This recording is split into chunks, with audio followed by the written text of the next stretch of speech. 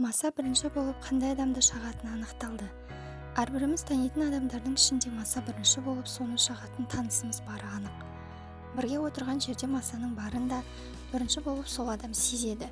Себебі Масалар адамдарды таңдап отырып шағады екен.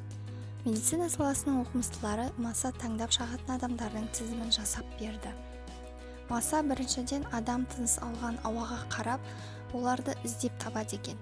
Жүкті әйелдер тыныс алған кезде көмірқышқыл газын өзгелерден артық бөледі екен.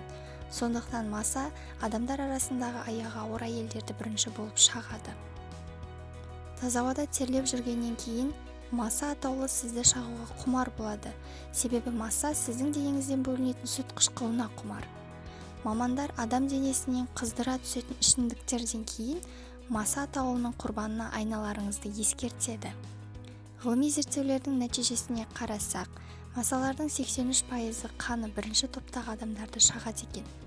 Қаны екінші топтағы адамдарды Масалар сирек шағады екен. Егер ғалымдар айтқан тізімде болсаңыз, күн жылыда Масадан қорғанып жүріңіз.